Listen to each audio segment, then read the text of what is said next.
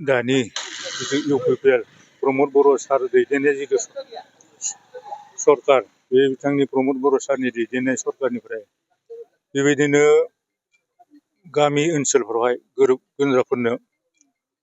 जायफ्रा माने गोजौ थाखो फरायहोनो थाखाय बिब्दि मोनहास'यि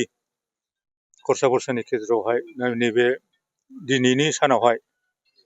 गियान सोरां बिथांखिनि आसनिनि गेजेरजों जों बरिगाव प्राइमारियावबो दिनै बेबायदि दुखिया गथ'फोरनो फरायसाफोरनो लागै बिबायदि 11 फरायसा फरायसुलिफोरनो जोङो बेबायदि 5,000 रांनि बिथां प्रमद सारनि गेजेरजों हरनाय बे चेकखौ जों दिनै राननानै होनो मोनदों आरो जाय गथ'फ्रा बिदि आसनिखौ मोनबाय बिथांमोना गोजोननाय मोनदों रंजानाय मोनदों आरो लोगोसे जोंबो प्राइमारिनि वार्कार जानानैहाय बेबायदि जोंनि सरकारनिफ्राय जोंनि आखाइजों बेबायदि राननानै होनो मोननायखौ जोंबो गोजोननाय मोनदों आरो बिथांमोना बेबायदि रंजानाय मोननानैहाय जों अराय सम प्रमद सारजोंनो जों लोगोसे थागोन होनना बिथांमोना स्वीकार खालामदों रंजादों आरो जोंखौ हेफाजाब खालामफादों आरो बेबायदिनो जोंनि ओनसोलावहाय बिथांमोन बायदि गोरिब बेबायदि रांखान्थियावहाय मोनहास'यि गोबां सुबुंफोर दंबावो इयुननि बेलायाव जेन बिथांमोनाबो मोननो हागोन बेखौ जों आसा खालामदों आरो बे गियान सोरां बिथांखिल' नङा बेजों लोगोसे सेल्फ हेल्प ग्रुपफोरनो सेथि बाहागोआव जिथु 25,000 होदोंमोन बेखौबो माखासे मोननो हादों आरो बिब्दिनो जोंनिफ्राय लिस्ट हरनाय बिब्दि माखासे ग्रुप मोननो गोनां दंबावो सेलेक्ट जाना थाखानाय बिथांमोनाबो मोनगोन आरो बेबायदिनो अनसाय बिथांखि जायफ्रा बैसो जालांबाय माखासे आरो बिदि न'खर अबस्था गैयै बिथांमोननो लागैबो बिब्दि जों लिस्ट हरनाय दङ सिगाङाव माखासे मोनबाय आरो दा माखासे जिथु मोननो गोनां दङ बे सफैयाखै निस्सय बेबो सफैगोन आरो बेखौ बिनि गेजेरजोंहाय जोंनि न'खर जिथु दुखिया न'खरफ्रा गोबां गोजोननाय मोनदों आरो बेनि गेजेरजों प्रमद बर'खौ बिथां साफ्रोमबो माने साबायखर बावहरनाय थादों जोंबो दिनै बे बरिगाव प्राइमारिनि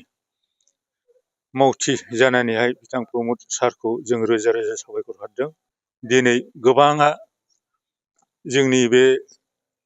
प्रमद बर' सारनि दैदेननायखौ मोजां मोननानै आरो बिब्दि आसनिफोरखौ मोननानै गोबां सुबुंफ्रा बेबायदि फ्राय रंजा बाजाहै आरोबाव माने जइन जाफैगासिनो दङ आरो दाबो जोंनि प्राइमारियावहाय बिब्दि गोबां जइन जानो इउपिपिएलआव जइन जाफैनो थाखाय बाखि दंबावो बिथांमोननि थाखायबो जोङो तारिख सान थि खालामबाय थादों आरो बयबो बेवहाय हाबफैनो फ्राय दानि दिनावहाय बिपिएफ बिजेपि भिपिआइ बेबायदि गुबुन गुबुन हान्जाथिंनिफ्राय बेबायदि जइन जाफैनायखौ जों मोननो हादों आरोखि बेवहाय जोबनायाव साबायखर बावनानै बिसिम दोनथ'बाय खुलुमबाय आंनि मुङा गेरेमसा बसुमतारी गिबियावनो मानगोनां बिटिआरनि चिफ प्रमद बर' सारनिसिम रोजा रोजा साबायखर थाबाय दिनै बे गियान सोरां बिथांखिनि गेजेरजों 5,000नि चेक बेखौ मोननानै जोबोद गोजोननाय मोनदों बे 5,000 राङा जोंनि थाखाय थोजासे नङाबाबो गोबां खामानिफ्राव फिसा बिलौ खामानिफ्रावबो एसे फरायनायफ्राव हेफाजाब होगोन होननानै आसा खालामबाय दा जों बेखौ मोजां खामानियाव बाहायनो नाजागोन बेनिखायनो सारनिसिम रोजा रोजा साबायखर थाबाय गोजोन खुलुमबाय आंनि मुङा निकुनिता बर' आङो दिनै गियान सोरां बिथांखिखौ मोननानै जोबोद गोजोननाय मोनदों बिटिआर सरकार बिथां प्रमद बर' सारनिफ्राय बे जोङो 5,000 स्कलारशिपखौ जों मोननाय जादों आरो आंनि बे फरायनायाव एसेबाबो हेल्पफुल जादों बे 5,000 बाबो जों गोजोननाय मोनदों बिनि थाखायनो बिटिआर सरकार प्रमद बर' सारनिफ्राय आङो जोबोद रोजा साबायखर बावहरनाय थाबाय खुलुमबाय आंनि मुङा देंखोरानि बर' नैबे सोरां गियान सोरांनिफ्राय 5,000 रां मोननानै आं जोबोद गोजोननाय मोनदों प्रमद बर' सारनिसिम जोबोद साबायखर बावहरनाय थाबाय खुलुमबाय आंनि मुङा रिबिका दैमारि आङो बरनालि दैमारिनि बिमा आङो दिनै बे गियान सोरां बिथांखिनि चेकखौ मोननानैहाय बहुद गोजोननाय मोनदों जोंहा गथ'फोरनि फरायनायावहा माहायबाबो सार प्रमद बर'निफ्राय एसेब्लाबो हेल्प मोननानैहा जोङो जोबोर गोजोननाय मोनदों। बेनि थाखाय सारखौहाय जोङो रोजा रोजा साबायखर बावनाय थाबाय। गोजोन्थों। प्रमद बर' सार बिथांखौ साबायखर बावगोन जोंखौ बेबायदि मोजां माबायाव हेफाजाब खालामनायनि थाखाय नांगौ समाव गोबां हेफाजाब होनो हादों।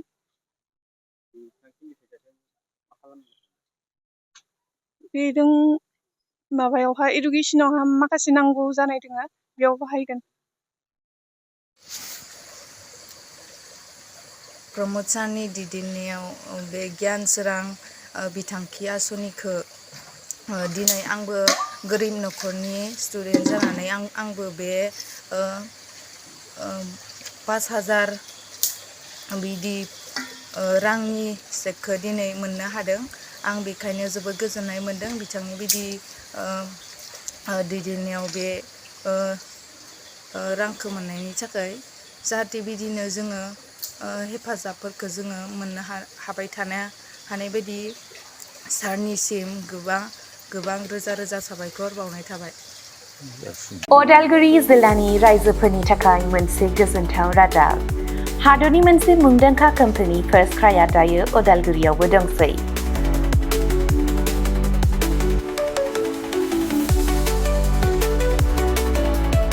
अदालगुरि रामपुर सकनि HP पेट्रल पाम्पनि साखाथियाव फार्स्ट क्राइनि फ्रेन्चाइजिआ 21 जुलाइआव बेखेवजाबाय। बे गलायाव गथ'फोरनि गासिबो बेसादफोरखौ मोननो हागोन।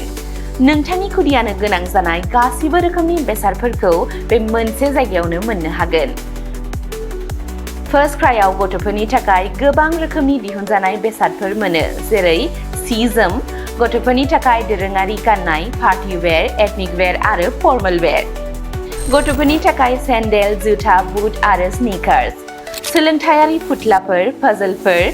बर्ड गेम्स, एक्शन फिगार फुथुलाफोर आरो गोबां। आलादा बैसोनि थाखाय गोबां रोखोमनि बिजाबफोरनि मोनसे गुवार रेन्जबो दङ। बेबी केयार दिहुनथायफोर जेरै डायपार, फिडिं एक्सेसरिज, स्ट्रलार आरो गोबां। एक्सेसरिज जेरै खानायनि एक्सेसरिज, गहेना, बेग, सानग्लास, घड़ी आरो गोबां। फार्स्ट क्राइआव मोननो हानाय माखासे मुंदांखा ब्रेन्डफोरनि मादाव इन्टारनेशनेल ब्रेन्डफोरा जादों जेरै Mattel, Disney, Barbie, Gerber, Fisher Price आरो भारतारि ब्रेन्डफोरनि मादाव पंचकुल, हट व्हील्स, निउबी, हार्लिन, मेडेला, टेम्पो।